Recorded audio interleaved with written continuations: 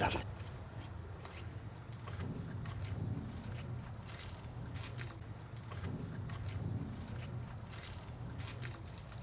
It's not only the natives that have suffered the crimes of those who think themselves the owners of Rondonia.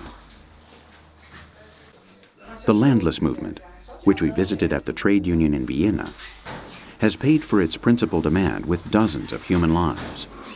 What they seek is a parcel of land on which to support their families. It was August 9th, 1955. At 3 in the morning, they attacked us, killing right from the start. The first person to fall was even a military police officer, a good friend of ours, who was killed by the police themselves, those who were in league with the bosses, in order to justify it so that they could attack everyone. The second victim was a minor, a 7-year-old girl. They said that it was a stray bullet, but no way. It was on purpose, to incite us, so then we would attack the police. And that's how it all started, from 3 in the morning to 6 that afternoon, when the shooting stopped.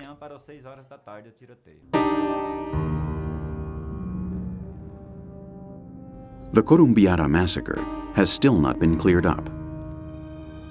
Antenor Duarte was detained as an instigator in connection with it, but set free once again for a lack of evidence. Dead people burnt on the spot. Burnt merchandise, mountains of burnt rice, cans of oil. They killed children. They killed adult men, women. Nobody has ever said anything until today.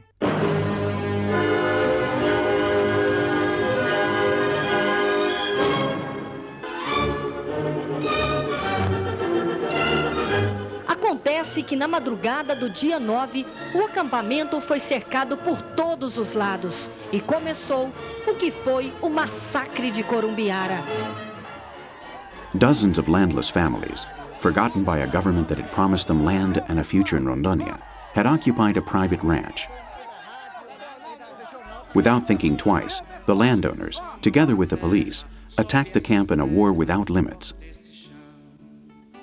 Once again, blood was spilt in Amazonia, where death does not distinguish between peasants and natives, because it is always sent by the same people. In Corumbiara, it began first with the massacre of Indians. I know a ranch where more than 400 Indians died. It was the ranch of Antonio Jose, one of the region's landowners, who's now left here and who killed a great many Indians. Today we have Amir Lando as a senator of our republic, a man who now has his land because he defended Antonio Jose before the law for the massacre of Indians and prospectors.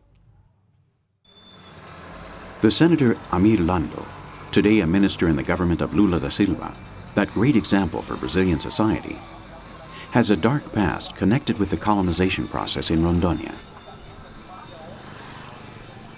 With annual growth of 20%, this Amazon state has gone from a reported 37,000 people in the 1950s to 1.5 million today. And of course the Indians, who nobody counts, are in the way. So you say that poisoned sugar is used to kill the Indians?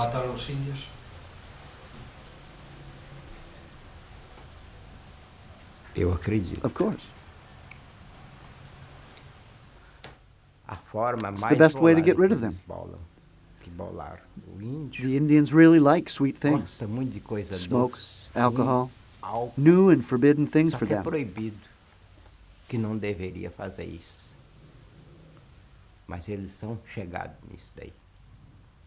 And their extinction came in this way. Although we can't look into it fully, because there are some who still use these methods. Concluir totalmente porque alguém por aí ainda que às vezes fez essas coisas, né? Not long ago, there were a great many Indians here. And the few that still remain, if the government did not protect them, they would disappear, because a good part of their land is already pasture land.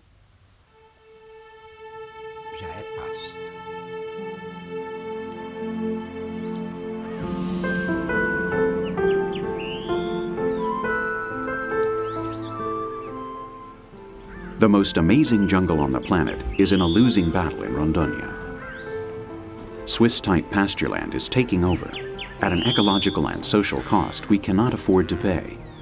And the end of the world is coming for the natives who are today treated like pariahs in their own home. Brazil exports more and more beef from this area. It sells this meat as green organic beef. Knowing what we know, can we really see it as such? The world often treats us as if we were the ugly duckling. They say that here we are deforesting everything. But that's not the truth. At present, more than 75% of our jungle land is still intact. Many of our products from Amazonia were taken abroad, there being many countries, whose names I'm not going to list, although the whole world knows who they are, who don't produce anything and sell products from here, saying they're from there. Some come as protectors of nature, but they are the real wolves disguised in sheep's clothing, telling everyone that we must take care of this, while they are taking everything themselves.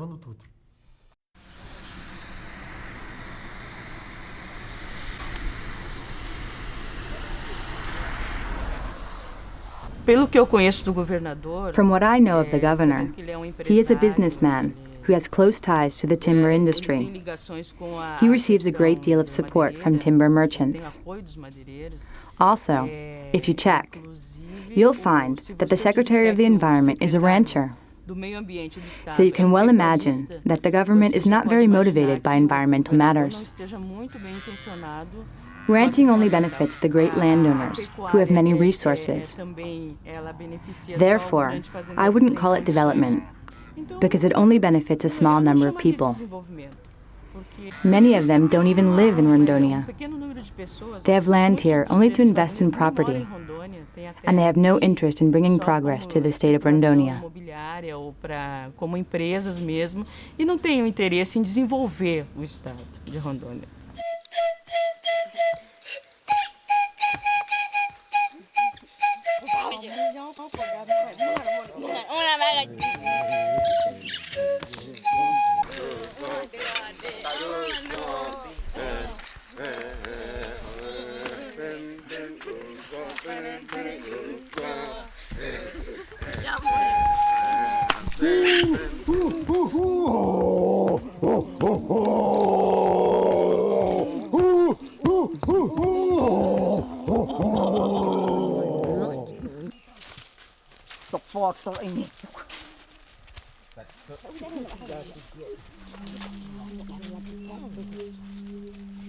This documentary does not seek compassion, but demands decency and justice.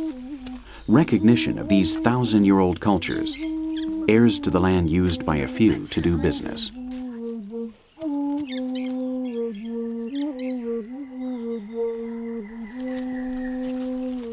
These are people on the edge.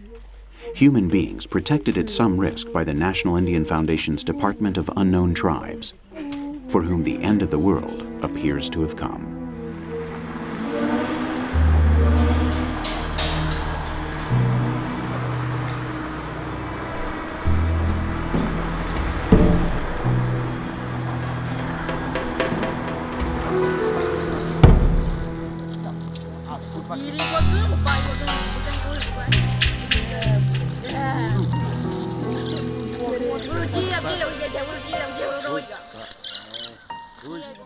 So that you can put this family photo in your most beloved album, they have posed together Akuntsu, Kanoe, and this frightened, almost invisible man, the Indian of the Whole.